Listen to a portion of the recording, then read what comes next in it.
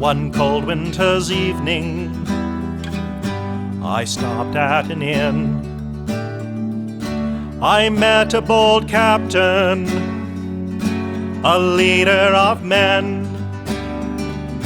He asked me to join him, for he was alone. And as we sat drinking, he spoke of his hope. Welcome to our contribution to the Legacy Project, Atenville Chronicles, a video that explores some of the experiences within the SCA from many of our longtime participants. Today we interview Admiral Alexandra from the Barony of Sundragon, Kingdom of Atenville, who currently lives in the Barony of Oberon in the Kingdom of the Outlands. Good day to you. Good day. I will be asking you a series of questions that our viewers would like to know about you. Is that okay with you? Absolutely. Okay, let's begin. Alrighty. Where would you like to start? What is your full SCA name and how did you get it? My full name is Alexandra de la Mer Vert. My titles include Court Baroness, Mistress of the Order of the Pelican, Captain of the ship Dream Chaser, and Admiral of the ships of Sundragon. I got it because I kept trying to wiggle my name through the Laurel Queen at Arms table and couldn't quite get it right. Finally, Mistress Marta called me on this far speaker and said, "Alex, help me out here!" And after about 30 minutes of talking, we finally figured out what my true name was. Okay. How long have you been in the SCA? My first SCA event, it all started back in 1984. I started hanging out at book conventions, science fiction conventions, and I ran into this group called the Corsairs of Atenville. And I met this young man who was wearing wool or furry leggings and cloven hooves, and he had these wee little horns hanging out of the top of his hairline, and he looked all the world like Pan. Well, come to find out, that was actually Captain Ares from the Corsairs. And Ares did sleight of hand magic, which I thought was absolutely wonderful. And we hung out together at a few conventions and a few house parties, and finally he just looked at me, he says, "You're really into this history thing, aren't you?" And I said, "Absolutely I am. I feel like I was born out of my wrong time period." He goes, "Oh honey, I got a group for you to meet. What are you doing in February?" I said, "Well, why?" And he goes, "Well, there's this camping event that we're going to start having in February, but we have so many people we need to find a space for. We need someone to go grab our land for us." And I had no idea what that meant. But he had tent pegs and tent poles and Eric guidelines and flags and banners and everything. And he described this park, this county park on the outskirts of Phoenix. You may know it as Estrella Park. And he said, "Go up to the park and pick the biggest chunk of northeastern piece of that land that you can and stretch it out like this, like this, like this." And what he was describing was something as big as a baseball diamond. And I thought, that's amazing. Okay. Well, this was back when the Estrella War only lasted Saturday, Sunday, and Monday. Well, me and my friends, we were poor as church mice, and we just borrowed an old tent and some blankets, and we thought we were hot stuff, so we went out there. We got out there on Wednesday to make sure we had all the land we needed.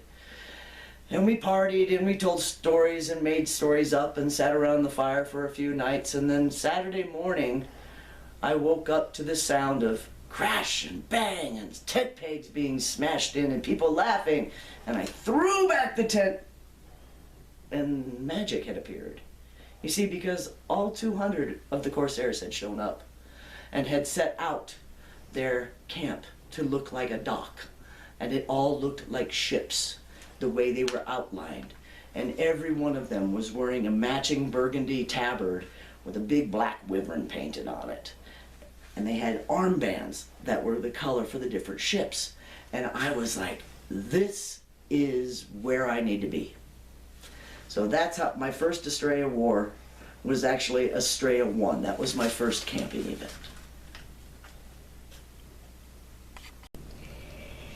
Tell us about when you got your AOA and how did you get it? I got my AOA after I had been sent on a quest to go to Arid Sul and resurrect that little baby Shire that had died twice before. And while I was up there, I was asked to autocrat a major list for the Kingdom of Atenveld. And you may have heard the song The Arid Sul Stomp. You can ask some Sundragoners about that, because there was dust flying everywhere. Well, shortly after that tournament was held and a good feast held up in the mountains, I had come down from the mountain and ended up at a little bitty event called the Crown List. And the king called me, and I did not know he was going to call a court immediately then. He'd called me to go talk to him while he was sitting on his throne. Next thing I know, we'd have heralds and all this going on. And, oh, by the way, Alex, here's your AOA. Everyone thought I had already had it. Okay. How many kingdoms have you lived in and where were they? I've lived in 2 kingdoms in my SCA life. The first one was the Kingdom of Atenveld, and the second one is now the Kingdom of the Outlands, where I happily lurk in Alberon. Tell us about your first crown tourney. I think you touched on that a minute ago. My first crown tourney, yes. Yeah. That was when, in 1985, King Brian I and his wife Adriana, Brian was my first king, my favorite king, and Adriana and him were good friends, and I miss her a lot. But that was a great tournament. What about the roses? Oh, they were coming home. Brian and Adriana were coming home to the land of the sun after a winter tournament, and they hit a patch of black ice, as the story goes, and they rolled the vehicle, and Adriana was killed on the spot. And that happened on a Wednesday night, and we all found out about it, immediately went to the Atenveld practice then in Canto Park, and every knight in the kingdom started passing around their helms, taking up coinage, and there was no roses left to be found in the Kingdom of Atenveld on the day she was buried, because her casket was wrapped in blankets of roses. What are some of the memories you have of demos that you have attended? Well, the first time I'd seen the SCA and I didn't quite know what they were, folks from Atenveld showed up at my junior high in 1979 while we were learning about history. My one-woman demo I did on my own up in Arid Sul. It was raining, and I had a pop-up pavilion and a table with a few books and a few scrolls, and I was in my pirate getup, and I was in the middle of the quad at Northern Arizona University, and it was drizzling, and I was hoping to find some lost sheep that I knew were going to the college. And as I was getting ready to put my things away, I saw this young man darting from one building to the other, and he was just running for all he was worth. And he had on combat boots, sweatpants, a t-shirt, but he also was wearing a sash with a pouch on. And in my best heraldic voice, as he went buzzing past me, I yelled out, "Hold!" And that young man spun on his heels, dropped to his knees immediately in front of me and said, "How may I help you, my lady?" That was the first time I met who soon became my son, Con Hawk. And he's one of the 3 original members of Dream Chaser that helped me become a captain. Okay. Tell us about an event that you autocrated or stewarded. My first time autocrating was after Brian was becoming Prince of the Sun. The tournament was held up on Mount Lemon outside of Tucson. And we were up on the mountaintop, and all of a sudden one of my favorite fighters turned to me and said, "Oh my God, if I win," because this was the final round, "I don't have an autocrat for my investiture and my feast." And me and my buddies looked at each other and then looked back at him and said, "Yeah, you do. I'll do the feast." And it was a good feast. It was a good feast. We were blessed that one of his fellow knights had a few extra pennies and found me at a Wednesday night practice, and he said, "Are you Lady Alex?" And I said, "Yes, sir, I am. How can I help you?" And he dropped to his knees and he said, "Hold out your hand, dear lady." And he proceeded to give me $300 to help supplement the cost of the feast, because what the kingdom had given me was pittance. But we had a very good feast. Okay. Tell us about your first SCA officer's position. First SCA. Oh, that was when I became the seneschal of Ered Sul haphazardly. Our current seneschal at the time got into a myth with the king, who happened to be her brother-in-law at the time. And thankfully, I was on the other side of the event when they had their out. And next thing I know, I'm hearing the king in his fabulous voice yelling my name from across the field. I go running over to him and drop to my knees. I said, "Yes, your majesty." And he said, "You're now seneschal of Ered Sul." And I went, "Wait a minute. One moment, please." And I stood up and I looked at the populace of Ered Sul and I said, "If I lead, will you follow me?" And they all answered, "Aye." And I turned back to the king. I said, "Now I'm your seneschal." What other office positions have you held? Well, pretty much ever since I joined the SCA, I've been recognized as a chirurgeon at large, having worked in the healthcare field for numerous years, way before I ever became an RN. I was very interested in sports medicine, and I knew a lot of first aid, so I was always doctoring people back up. My other two main positions, main being the operative word, is I've been a stray Maine twice. Okay. How did you get your admiralty? Well, let's talk about the captaincy first. That's true. The captaincy happened with my travels back and forth from Ered Sul to Sundragon. You see, I had to come up with a way to explain grabbing these kids from Ered Sul and going back and forth from Ered Sul down into the Principality of the Sun all the time. What was going to be my storyline? And I did not want to be just the average gypsy. Well, then I remembered my time with the Corsairs. And I remembered that there was a king many moons ago who loved to party with the Corsairs, and he granted them permission to sail in perpetuity. Well, that sounds like it's some fancy label. Well, in perpetuity in the SCA actually stands for islands. You see, our ships are magical. They can fly. And the islands are anything above 7,000 feet. So I would bring my ship to sail from Flagstaff down to the Estrella Mountains or to Pinnacle Peak. And that is how we sailed in perpetuity. Well, in order for me to be recognized as a captain, I had to go suck it up back to the Corsairs of Atenveld, who by then had been pretty partying fellows, okay? And they weren't quite sure about having another lady captain. Captain Firehair had been enough for them. So, God bless her heart. So, I remembered that there was a thing called the 3 good men rule. So I grabbed 3 of the young men that were with me from Ered Sul, and we went hightailing down to a Wednesday night court night, and I found 3 of the Corsair captains up on the hill chit-chatting, getting ready to go out and put on their armor and fight.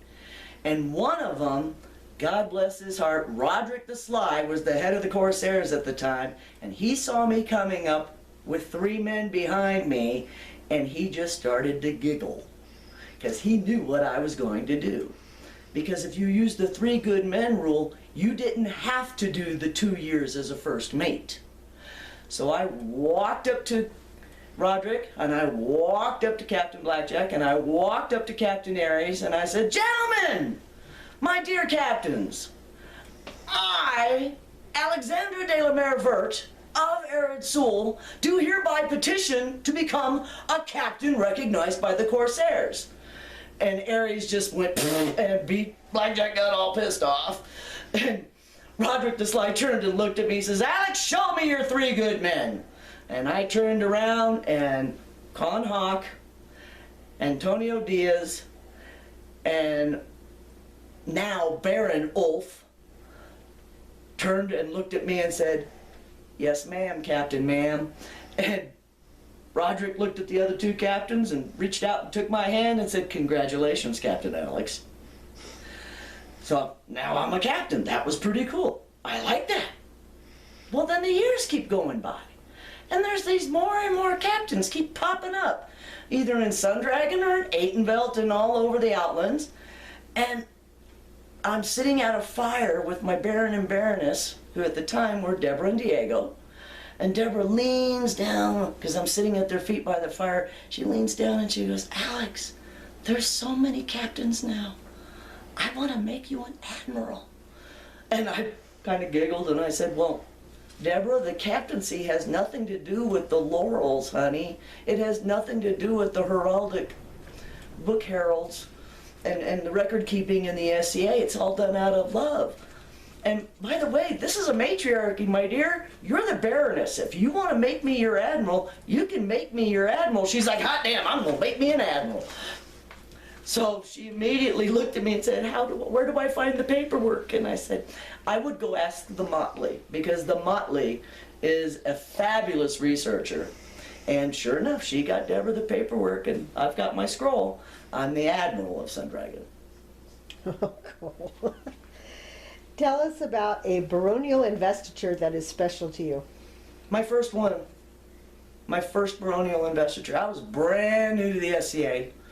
I'd been adopted by 3 or 4 families, loosely, and they all told me I had to come to this event that was going to happen at a YMCA out in Glendale. Little bitty site, probably less than 100 people there total. But we had to be dressed in our finery, even though I was going to be wearing an apron and working in the kitchen most of the day. But we had the court, and there were these 2 ladies sitting up on the court, up next on the dais next to the king and queen. And it was Baroness Alice and Baroness Mary. And the king's, giving out awards and talking to them, and before he receives the coronets away from them, because it was the investiture of the new Baron and Baroness, he's getting ready to, and all of a sudden from the back of the hall we hear this, "Hold!" And we all turn to look, and we see this very dapper dressed, skinny cavalier walking up. "I claim my right!" And the king stood up and looked at the bard and said, "Okay, I'm not going to argue. Bard, take your right. What do you wish to do?" He says this, and he reached over and he took his lap harp away from his lady wife, and he knelt down to the dais, and he proceeded to sing the dream song for Mary and Alice. And then when he got done, he tipped his hat and scooted off away, and we all went, well, that was pretty amazing. Okay. And then the king decided to have a pause in the court, and he'd taken the coronets and he'd set them on the 2 thrones, and we paused and we had lunch, and then the king brings the court back together, and the herald opens the court, and the king says, "Now I call Master Ioseph of Loxley and Mistress Cherie, come forth." Oh my God, it was that skinny little bard and his wife. They were going to be our new Baron and Baroness. It was awesome. Tell us about your first or favorite coronation you attended. My favorite coronation.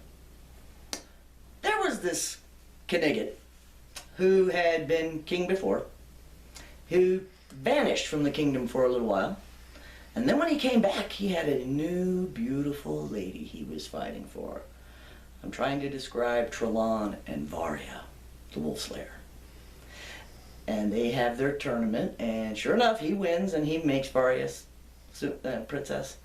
And then they have their coronation, and it was a fabulous Gothic-style church. And it was another crowded hall, but I knew I wanted to have an aisle seat because everybody had been whispering about that dress. Well, so Trelon goes up there, he challenges the crown, he crowns himself king of Atenvelt, and then he yells for Varia. And Varia starts coming down the way, and she's like, "Are you sure you want me?" And I don't think he knew she was going to challenge him. Because all of a sudden, big, rough and tough Trelon looked like a disappointed 5-year-old, and he's like, "Yes, please." And so she walks down the aisle, very, very regal as queen to be, and this dress was white satin that had been hand painted with these 2 fantastic peacocks coming up this 8-foot-long train behind her. And I had no doubt in my mind as I was on my knees waiting for her to walk past me, yep, that's the Queen of Atenvelt. That's cool. How did you choose your heraldry? How did I choose my heraldry? I fought for about 2 years trying to get my heraldry through, and again, it was Mistress Marta, who was the book herald at large for Aytonville, who rescued me. I had a silly little song running through my head about a green griffin. And she finally paused on the phone and said, Alex, pick something totally different that you've never thought of before. And I went, okay, a green griffin. And she's like, okay, I get the green, because that's your name. Why a griffin? I said, that just popped into my head. She goes, well, we don't usually do magical creatures anymore. And I said, well, why don't we make him rampant? He could be holding a sword. And she's like, I like it. I like it. I said, but there has to be, if at all possible, the 3 paddywall crosses across the top, because that is part of my mundane family heraldry. Okay. Tell us about your favorite memory of Estrella War. Estrella 4. That was one of the first years we'd had a really bad flood. And I don't remember if it was Saturday morning or Sunday morning after the big rain.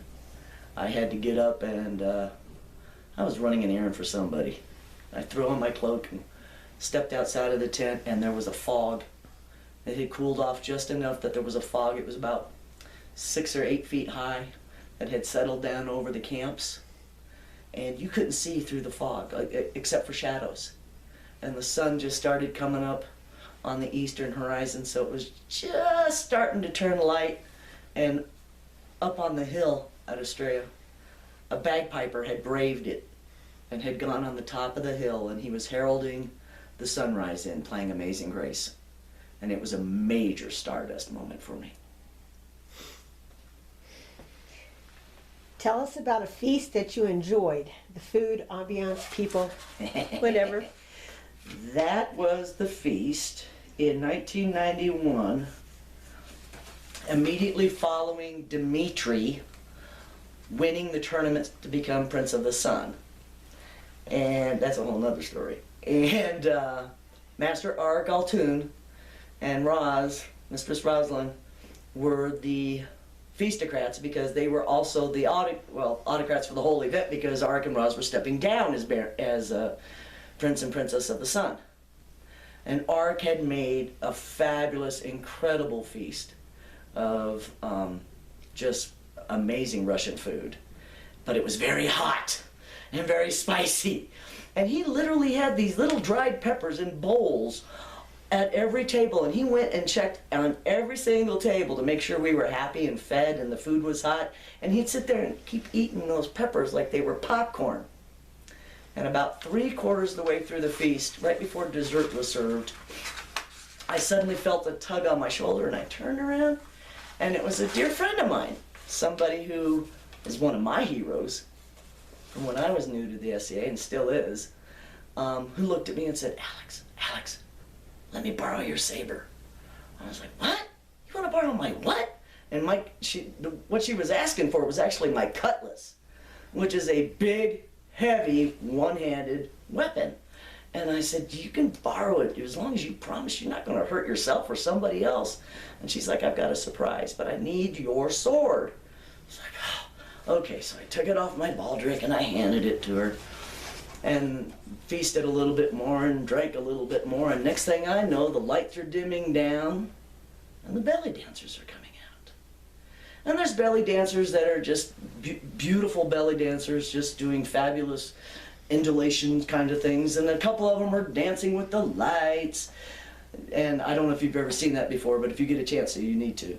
And then this other belly dancer came out holding my cutlass. And I'm like, oh Lord, please God, don't let them hurt themselves.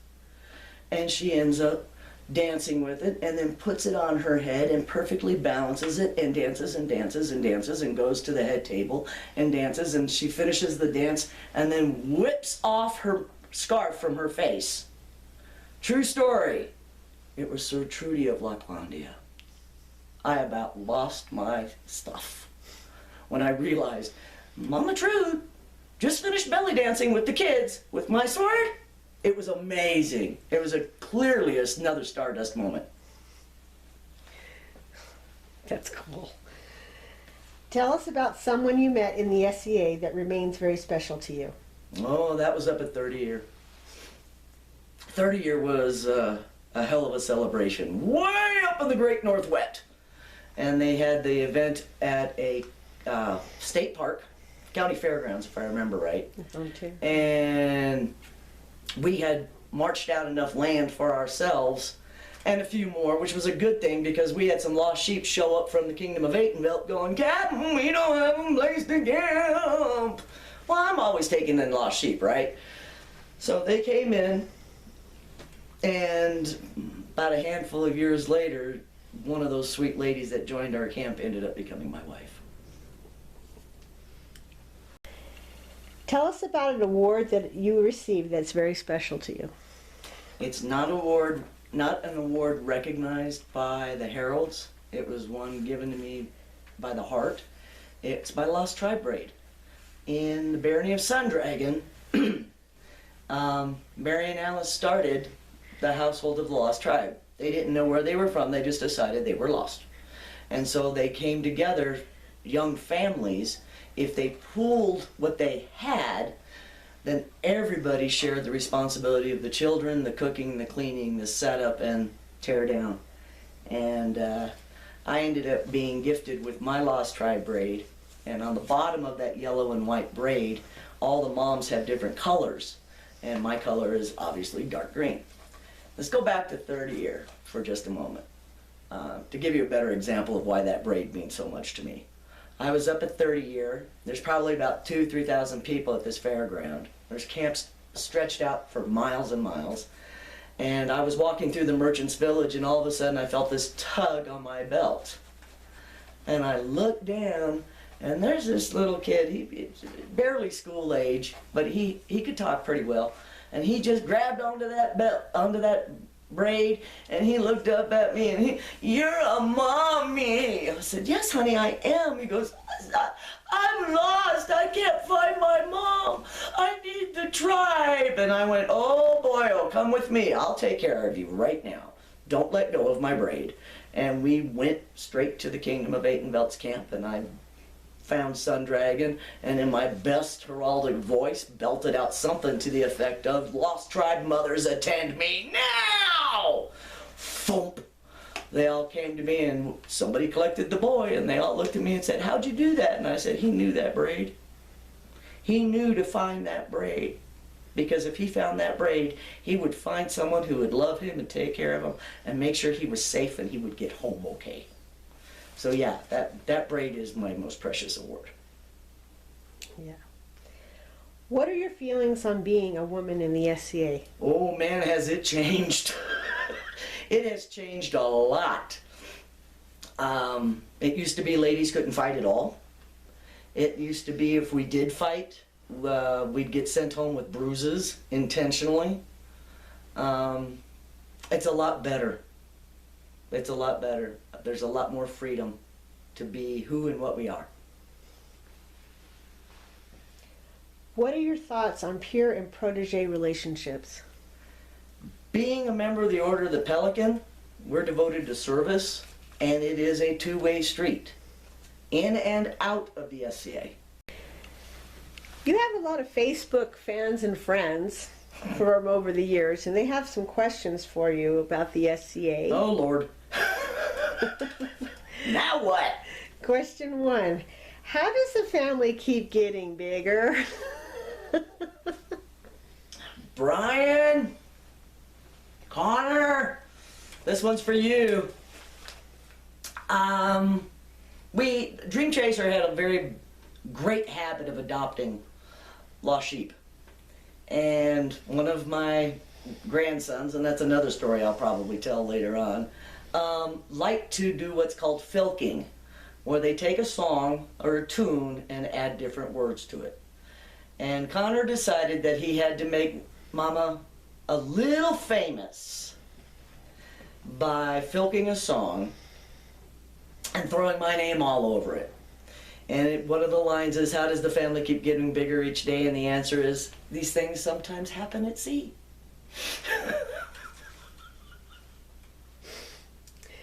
Tell us the story of the Sun Dragon 3, Robert, Nutka, and Yehuda. All right, let's see. I knew Ray Bear first. We used to call him the Baroness's Bulldog. No, wait a minute. The Baroness's Doberman. Because he was always so protective over our Baronesses and over the ladies of Sun Dragon. Nutka and Gilda, I was there when Nutka and Gilda came to Sun Dragon. They came during a Sunday night, Sunday afternoon feast, picnic, court night. And I looked over the crowd and saw this young family, them and their sons, coming to the camp, and they were making a beeline right for us. So I got up and walked over and introduced myself. And they said, "Did we find the SCA?" And I looked at him, shook his hand very solidly, and said, "Yes, welcome home." Yehuda, my brother, we met at a pub, for lack of a better phrase. You might have heard of it. It's called Funny Fellows. It was across from Christown Mall, where that skinny little cavalier liked to play music for a living. And we would all sit in the back and visit and talk, and he finally realized that there was an extension outside of the music where we all hung out together. And I looked at him and I said, "Sweetie, you need to come meet the SCA." And so he did. He joined us. Tell us about security with Yehuda. I was back during the first few Australia Wars, I was one of the very first women that Ray Bear and Yehuda would let walk security on their own, because my stature and my outfit, and that and me carrying a very large walking stick, from a distance most folks thought I was just another fella. So I'd be walking security by myself, and Yehuda and I realized that if we did our paths just right, and we crossed our paths just right, every so often we could meet in the middle of the big field where there was nobody else around, and we could just lean up against each other and take little kitty naps for like 5 or 10 minutes at a time, because he was just the right height and I could just lean right into him. We could prop each other up for our cat nap in the middle of the field. Okay. What's the story behind "Hey Captain, meets your grandson"?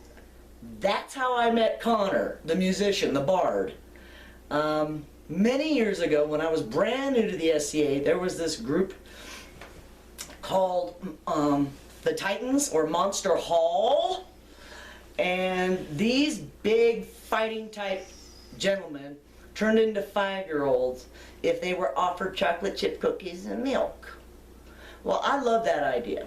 So I stole it, and any of the fighters on board ship, if they were done fighting, they had to go put their gear away and clean up physically. Here's a basin of water and a towel and a bar of soap. Go over there and wash up before you come back into camp. So after they got washed up, I'd give them their chocolate chip cookies and milk. That was their pay for going to fight and have fun. Well, Con, my oldest son, had come back in, and he had this young man with him, big burly dude, bigger than him, carrying his gear back. And I'm like, well, that's pretty cool. He made a new friend. All right. So I give him his wash basin and his soap and his towel, and I said, "You go over there and wash." And he started laughing, and he's like, "Okay, by the way, Captain, meet your grandson." He had adopted Connor. Tell us about the "Don't Run Over the Jester" story. I was working Courage and Point at an Australia War, and Master Ian was working security, and he had a buzz buggy, and we were driving around trying to answer a call for something, and my night vision is really bad. I should have had Ian driving, because I damn near ran over a drunk who had passed out in the middle of the road, who was dressed as a jester. I should have seen him. He was in black and white, lots of bells and bright shiny things, but I literally almost ran him over. John had to grab the wheel and drag it out of the way before I ran over the poor drunk soul. How did you lose your pelican medallion? The same day I got it. We were down in Tucson for an event, and we'd come back up. I'd gone to Sun Dragon's Encanto practice, and I had my brand new beautiful medallion. It was just on a piece of ribbon, and we were walking around and visiting and talking, and we had court, and then I realized that the ribbon had come untied. And I thought, oh my God, I've been all over this field. I've lost my medallion the day I got it. So arm in arm, we marched up and down that field trying to find it, trying to find it. Master Ian kept looking at me. He's like, Captain, did you look in this and make sure you don't have it? I'm like, John, I've been checking. I don't have it. 3 checks later, I finally found it. Way over here. He was so grateful. Tell us about feeding Morgan and the Gabby, the galley mistress. The last Highland War with the core crew. So it was Gabby, Ian, Connor, and Steve, and myself, and Lady Aurora. And we were up in Arid Soul. And I don't know if you guys know this or not, but I think it must be a prerequisite for Corsair galley masters and mistresses. They can't cook for anything less than a battalion. Gabby kept bringing out more and more food from that ice chest. The joke suddenly became, Captain, can I feed it? And my answer was, did you feed the crew? Yep. If they're fed, it'll sit still long enough, you can feed it. Well, Morgan, who was part of the original crew, decided he didn't want to camp with us. He was going to camp with his party buddies down at the end of the hull, into the road. And he's like, I don't want to buy into the kitchen, because every time I buy into the kitchen, nobody ever tells me when it's dinner time. And I'm like, oh, we're going to fix this. So Gabby'd have a meal prepared, and I'd go step out onto the road, and I'd let loose with a Morgan dinner. And somebody about 100 feet away would answer, Morgan dinner. And it'd keep going, and went all the way down the end of the street. And I'd hear this, on my way, on my way, on my... And they'd echo it back to me. And that's how Morgan knew it was mealtime, that whole event. And it sounded like a Ricola commercial. It was great. What is the story behind Sticky Mickey Chicken? The first camping event I hosted in Arid Soul when I was trying to resurrect it, I had no idea what I was doing. I had no idea how many people were going to show up, and I also did not have any clue how bad that rum was going to hit me, because I forgot one of the ice chests back at the apartment. So when we got there, I had defrosted Cornish game hens, beer, some bread, and a couple of jars of honey. Now what am I going to do? Pretty easy. Find a pine stick, build a fire, skewer the chicken, put it over the fire, baste it in honey and beer, and it was great. And his nickname became Sticky Mickey Chicky.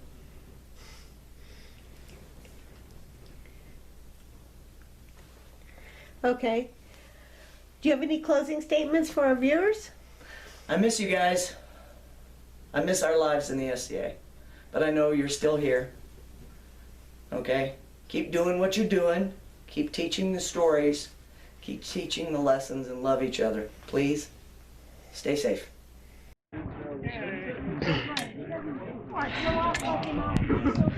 Last night I had the strangest dream in this bleak sanctuary.